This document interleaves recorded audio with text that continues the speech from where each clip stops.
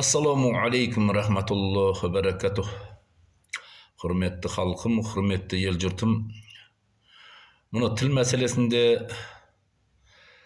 азғантай бір жанашырлықтар ұмтылып жатыр, қалғандары немқұрайлы қарайды да.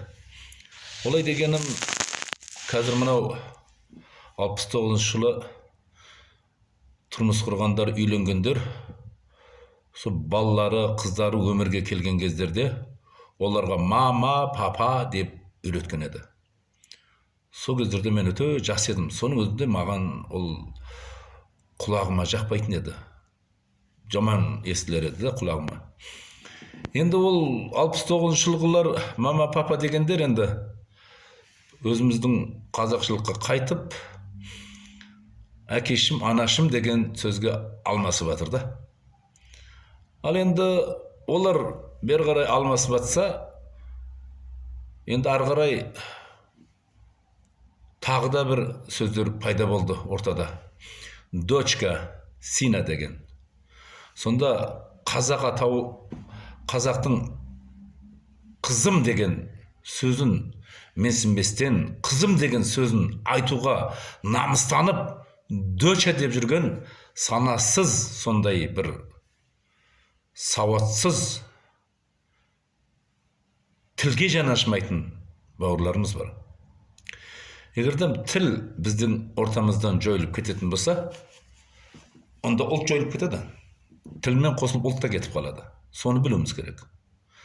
Доча, сина деп жүрген кездерде мемлекет жойылып кетуі мүмкін, ел жойылып кетуі мүмкін, қазақ елі жойылып кетуі мүмкін. Тіл жоқ болып кетсе, ол ешкім ұстай алмайды. Біреу өзінің тілінде араластырып қосып алады. Қытай ма, орыс па, солар қосып алады.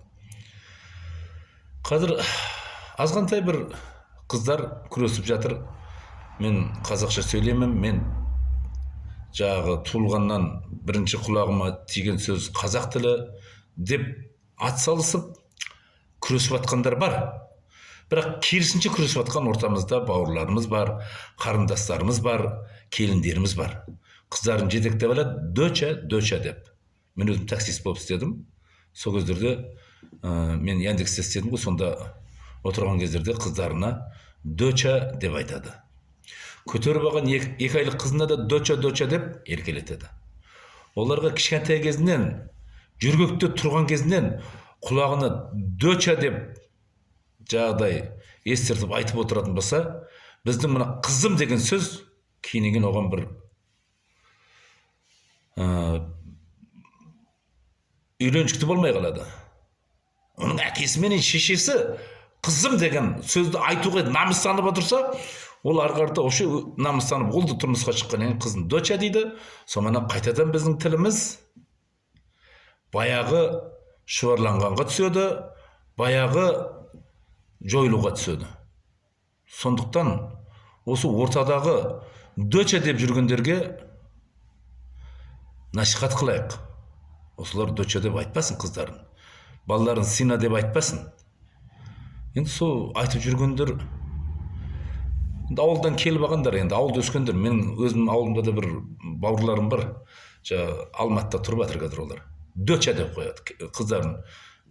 Телефонмен үйге ауылға келіп сөйлесіп тұрады да қыздарына доча деп қояды. Міне осындай бір тілімізге жаны ашымайтын тілдің дұшпандары ортамызда жүр. Баяғыда аталарымыз айтатын, іштен шыққан жау жаман деп. Олар біздің ішімізден шыққан жау болып, тілімізге қатты шабуыл жасап, тілімізді шұбарлауға қатты ұмтылып жүрген келіндер және бауырларымыз, қарындастарымыз осы өз тіліңдегі қызым деген сөзді намыстануың, сенің санасыздығың, сенің сауатсыздығың, сенің барып тұрған жетімдігің. Әке-шешең болғанымен да жетім болып, әке-шешең саған ештеңе айтпаған.